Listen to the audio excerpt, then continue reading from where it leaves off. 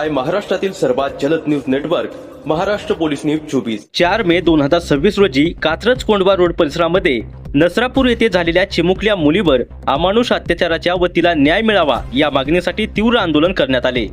या आंदोलनाचे नेतृत्व चंद्रकांत बाबा भारस्कर, संस्थापक अध्यक्ष बहुजन न्याय पॅंथर संघटना आणि लखनभाऊ सनादे संविधान प्रतिष्ठान यांनी केले। हे आंदोलन बहुजन न्याय पॅंथर संघटना आणि संविधान प्रतिष्ठान यांच्या वतीने आयोजित करण्यात आले होते। या आंदोलनात विविध सामाजिक संघटनांचे पदाधिकारी, कार्यकर्ते आणि स्थानिक नागरिक मोठ्या संख्येने सहभागी झाले होते। चिमुकल्याला न्याय द्या, नराधमांना फाशी द्या अशा घोषणांनी संपूर्ण परिसर दणाणून गेला। आंदोलनकर्त्यांनी आरोपींना तात्काळ अटक करून कठोरात कठोर शिक्षा म्हणजेच फाशी देण्याची ठाम मागणी केली। तसेच पीडित कुटुंबाला तातडीने न्याय मिळावा अशीही मागणी करण्यात आली। यावेळी शासन आणि प्रशासनाच्या निष्क्रियतेवर तीव्र संताप व्यक्त करण्यात आला।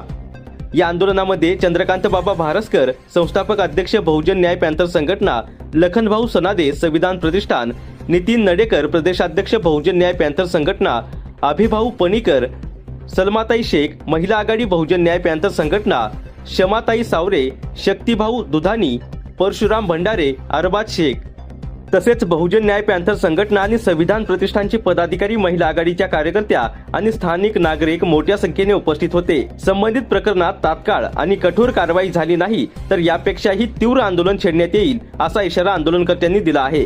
ही होती पुण्यातील संतापजनक घटना।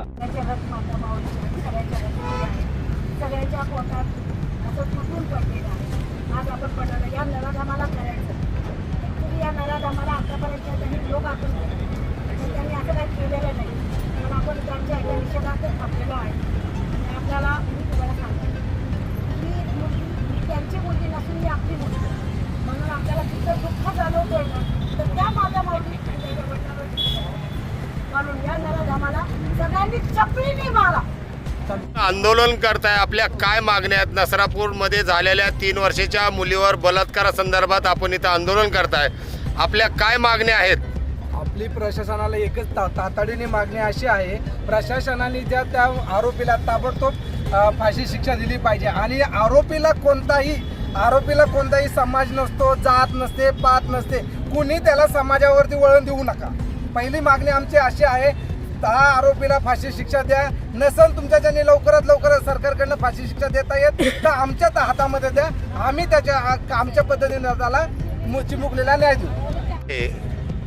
नसरापूरमध्ये झालेला जो काय लहान मुली बलात्कार आहे, संपूर्ण देशामध्ये, राज्यामध्ये, जिल्ह्यामध्ये मोठ्या प्रमाणावर रोष आहे। आपण काय मागणी कराल या आंदोलनाच्या माध्यमातून? पहिले तर आपण आमची मागणी हीच आहे की त्याला फाशी द्या आणि जेवढ्या लवकर येईल तेवढे पोलीस प्रशासनाने ते चार्जशीट दाखल करून हे जे केस आहे हे फास्ट ट्रॅक मार्गाने चालवून त्याला लवकरात लवकर फाशी द्यावी आणि ते लोकांच्या हवाले त्याला करण्यात यावे, लोक त्याला शिक्षा देतात। सगळ्यांची एकच मागणी आहे, प्रशासनाने याच्यावर महाराष्ट्र पोलीस न्यूज 24 साठी महाराष्ट्र राज्य संपादक रमेश मामा गणगे।